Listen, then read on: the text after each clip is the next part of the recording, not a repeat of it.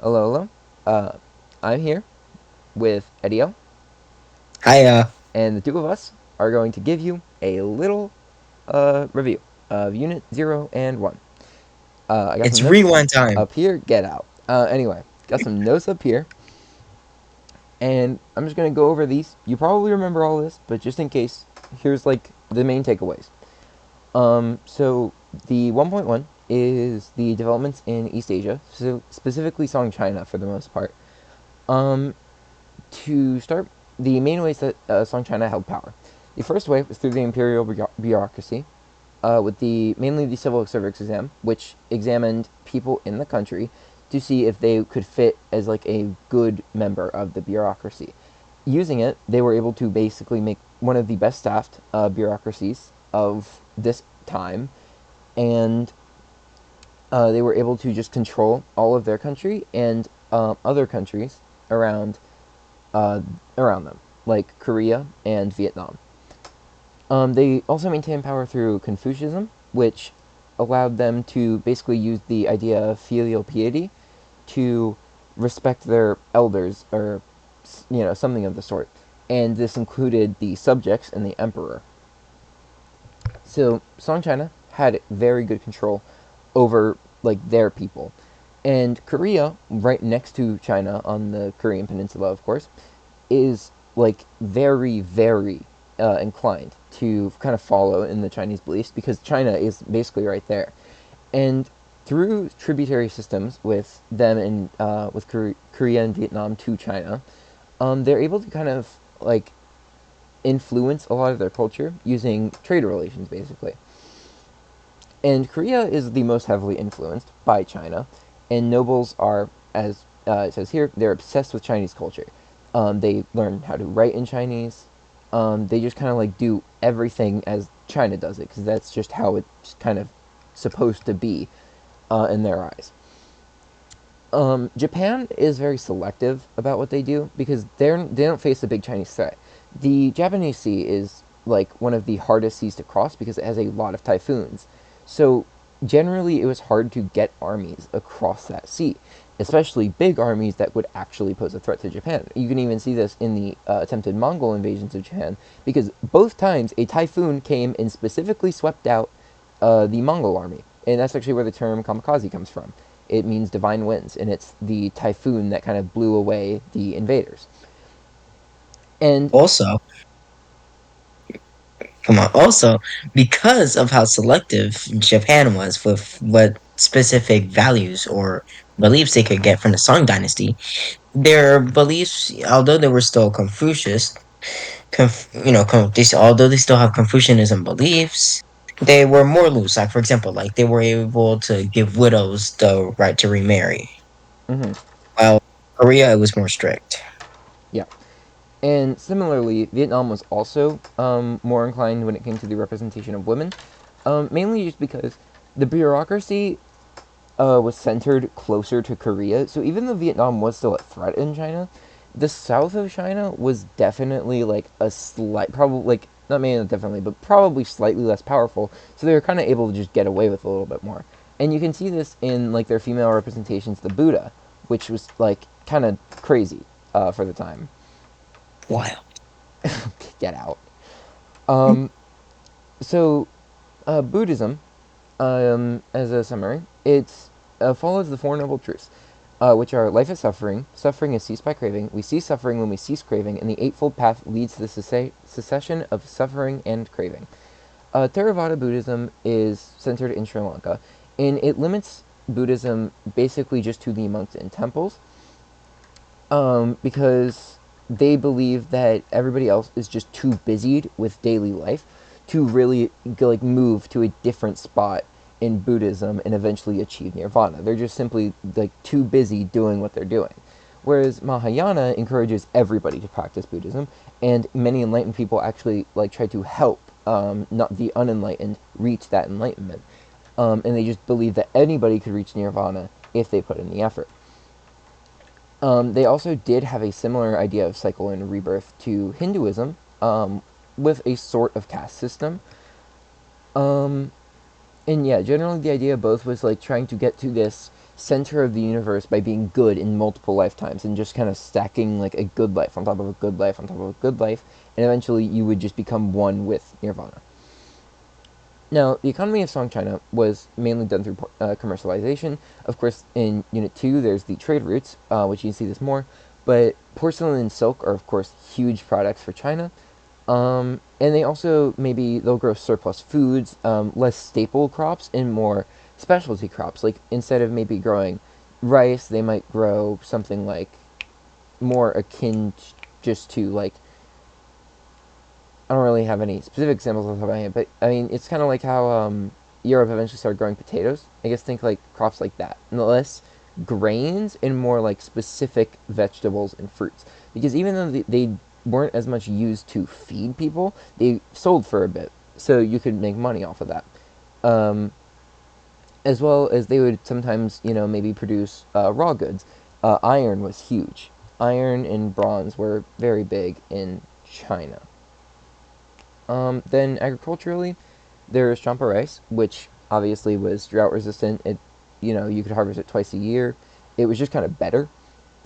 And eventually, the population of China explodes. And eventually, even during this time, Hangzhou actually gets a population of about 1 million people, which is a lot for this time period where like even 100,000 was pretty like big. It was very substantial. And then transportation advancements, mainly during this time period, it's generally just the expansion of canals in China, which were it was the Grand Canal system, and this just kind of helped move goods around in China specifically, as boat travel is much better than overland travel if it's like able to be done, because boats can carry more and they're generally a bit faster, especially assuming winds can help them. Um, it's also just a bit easier to travel by boat if you prepare accordingly, because over land you have to worry about maybe things like bandit attacks more. You have to worry about like stopping for breaks more often. Whereas if you have a well shifted boat travel, you don't really have to worry about that. In South Asia, the Delhi Sultanate has been established, but it doesn't really grow because of warring kingdoms from the south, like the Rajput kingdoms, who just basically put pressure from the south and just can't, like, they basically kind of become a wall who stops the Delhi from really going anywhere. And Vijaya Nagara, they basically are established because of a failed attempt at of the Delhi Sultanate basically going to the south, because the two envoys who are sent there were actually Hindu, and they basically hid that from the Delhi Sultanate when they lived up there. But when they got down south, they just changed back and made their own empire, because the Delhi couldn't really do anything about it. In Southeast Asia, we have the Majapahit. They own the Strait of Malacca, and they get most of their money based on taxing trade that passes through, and just kind of generally controlling that strait, because it's pretty important for trade even before the large scale usage of the Indian Ocean trade. Simply just because almost there's tons of boats that pass through there by itself, because it's completely disconnected. The islands of like Borneo and Java are completely disconnected from mainland Asia, obviously, but they're massive islands with a large population. The Khmer Empire is a mix of Buddhism and has a mix of Buddhism and Hinduism ideals, and they eventually create a Hindu temple called Angkor Wat that is later amended to include Buddhist elements without destroying the Hindu structures. And it's kind of like it's not less syncretism of religion and more of like a building based off religion, where this one building represents two very not very different, but two different ideas. In West Asia and Europe, the main takeaway here is Dar al Islam, or the House of Islam. So in this kind of area, there's three main religions. They're all monotheistic religions, and they're all called Abrahamic religions.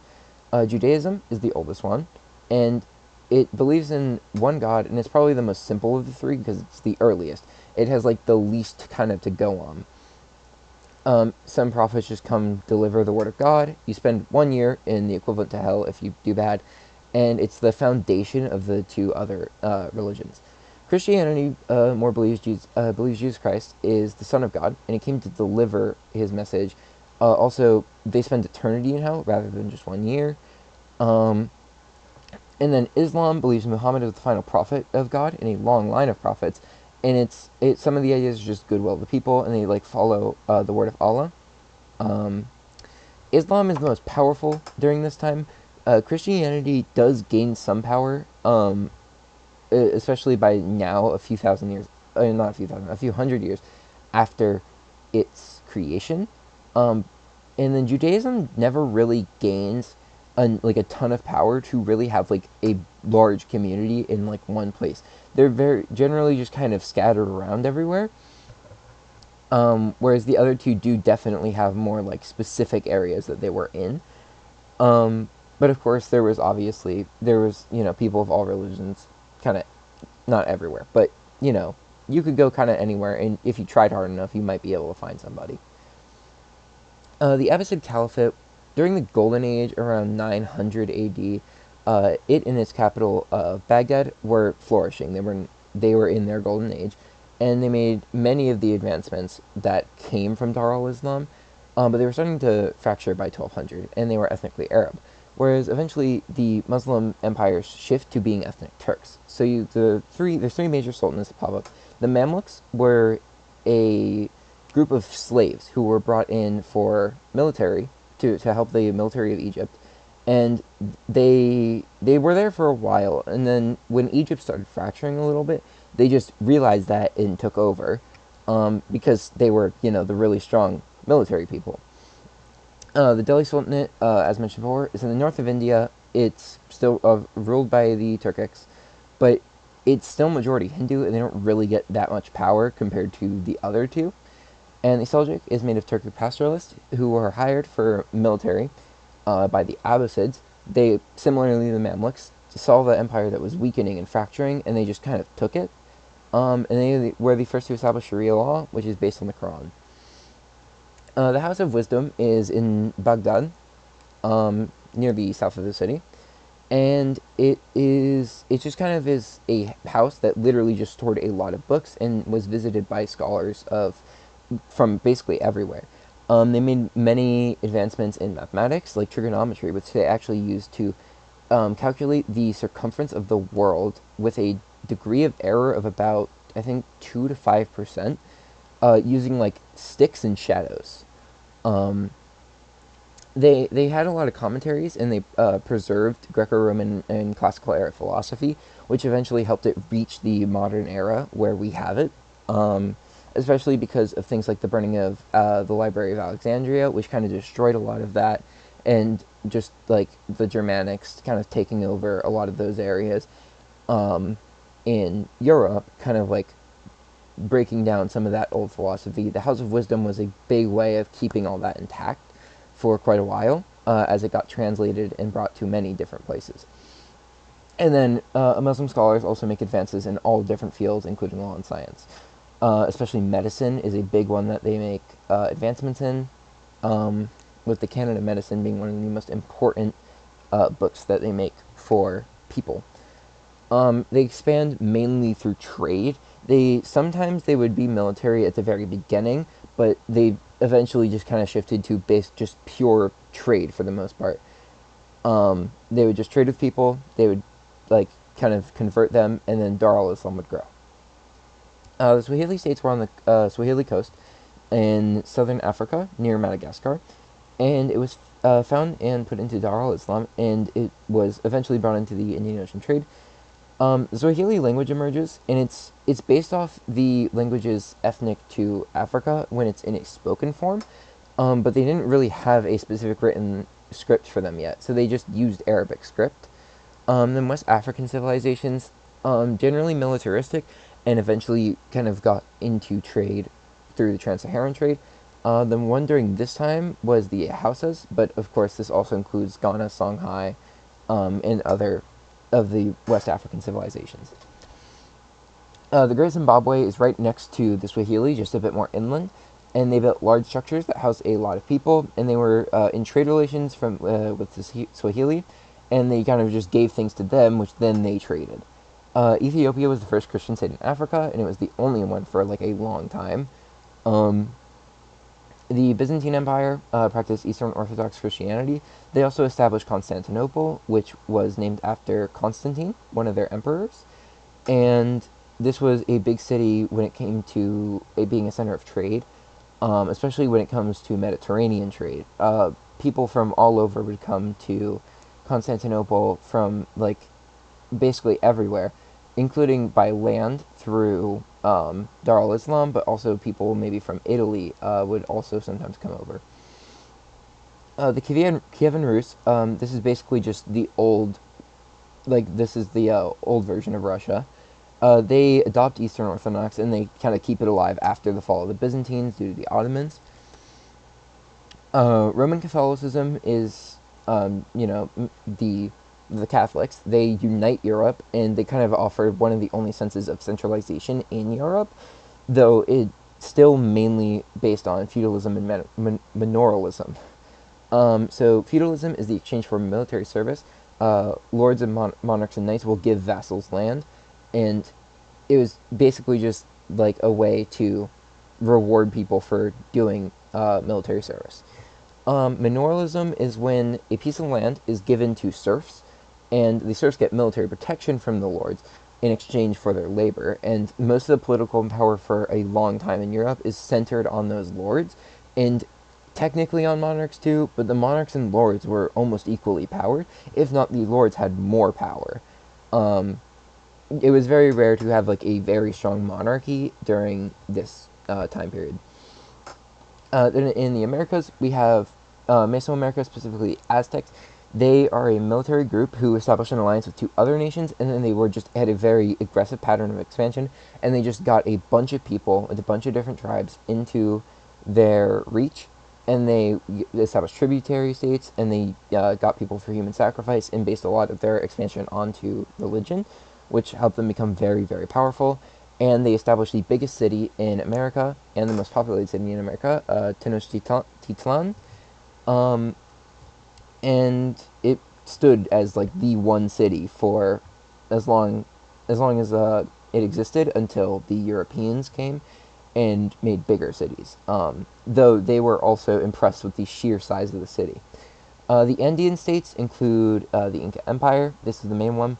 It was much more rigid than the Aztecs, who were very decentralized. The Inca had a elaborate bureaucracy similar to even that of Song China, and they had a Midas system for public works, which could be anything from mining to building roads to just really anything that helped the people of the empire.